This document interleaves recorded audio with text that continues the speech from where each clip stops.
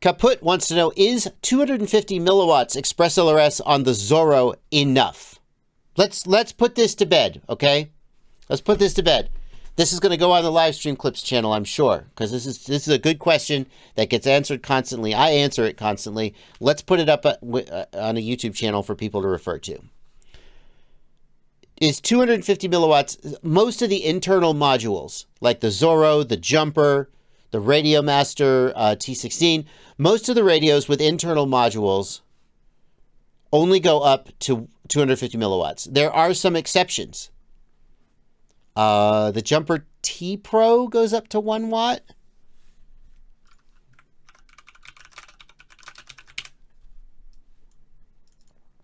Yeah, the Jumper T Pro goes up to 1 watt. But in general, they top out at 250 milliwatts. Why do they do that? They top out at 250 milliwatts because that's as high as the ExpressLRS devs feel is safe to go to without active cooling. Okay? And they're not wrong.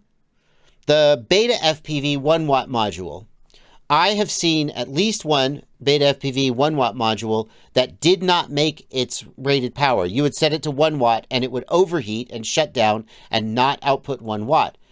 Now, I don't know how widespread that is, but it's a valid concern. So you need active cooling. And when you are inside a radio, it's harder to have that active cooling.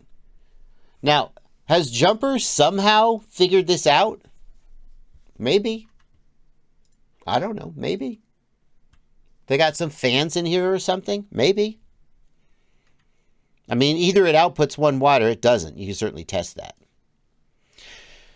Is 250 milliwatts enough, though? So should you go with a 250 milliwatt module inside your radio, or should you buy an external module that goes up to 1 watt?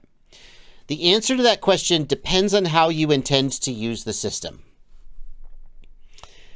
If you run ExpressLRS at 50 hertz, it can go, I mean, it's been tested at 100 milliwatts out to 30 kilometers or something preposterous. I don't remember the exact number.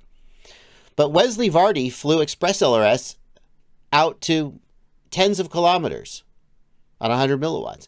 If you're using the low packet rate, you can get extraordinary range.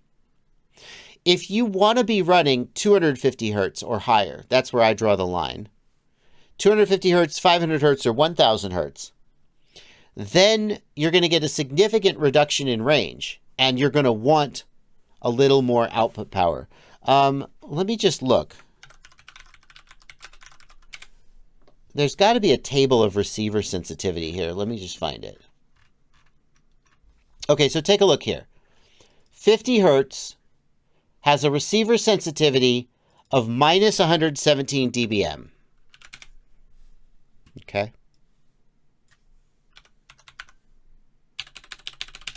So 117. 500 hertz has a receiver sensitivity of minus 105 dBm. So 117 minus 105 is 12 dB. That's very, very convenient. It's very convenient because a change in power of 6 dB represents a doubling or halving of range. So 12 dB is 6 dB twice, represents 1/4 or 4 times the range. That's actually very, very convenient that the numbers worked out like that. What that means is that the difference in range between 50 hertz and 500 hertz, all else being equal, is 50 hertz has 4 times the range of 500 hertz. Okay? Now, that dB goes both ways. So 6 dB change in output power will also double or half your range. So if I'm at 250 milliwatts and I go to 1 watt, that is a 6 dB change in power. So you can see that if I go from 50 hertz to 500 hertz, I go down by 1/4 of the range. If I go from 250 milliwatts to 1 watt, I come back half the difference. I haven't quite made up the distance. In other words, 50 hertz at 250 milliwatts is about half the range of 500 hertz at 1 watt. You following me? You with me? This is the kind of calculation you can do to decide if 250 milliwatts is enough for you. But the real question is, how far are you going to go?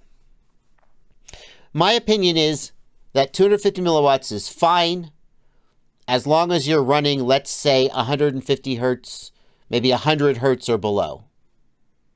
Okay? 100 hertz or below. I'm looking at the receive sensitivity table to see where I want to draw the line. 100 hertz or 50 hertz, 250 milliwatts is fine. If you're running at 150 hertz or higher, and especially if you want to run the little ceramic antennas, which cost you about 3 dB, then you're going to want to be at 1 watt. Okay? That's what I would say. Now, some people would say, I do run the ceramic antenna and I do run 500 hertz, but I'm a racer, and I'm not flying behind buildings or any of that nonsense. I'm just flying out in a multi-GP field. Or I'm flying a tiny whoop inside a building. Okay, 250 hertz might be okay. There you go. I would say for a beginner should just fly 50 hertz. A beginner doesn't need ultra-low latency. A beginner isn't going to care about ultra-low latency and ultra-connected smooth feel. Okay? A beginner should just fly 50 hertz and then 250 milliwatts is fine.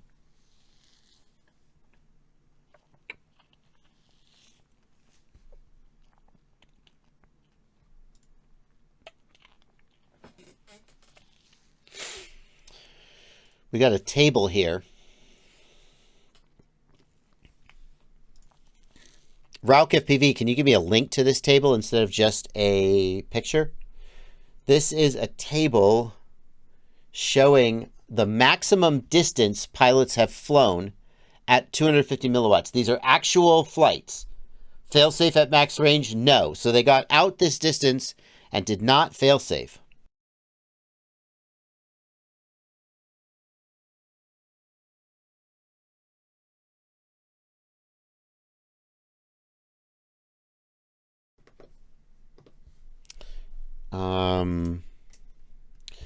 So these are actual flights, not just theoretical. And you can start to... Now, bear in mind, though, this is ideal conditions. If you're not flying straight up in the sky, if you're not flying straight up in the sky, at high altitude, if you're flying around trees or buildings, these numbers mean nothing to you. But it may give you some perspective.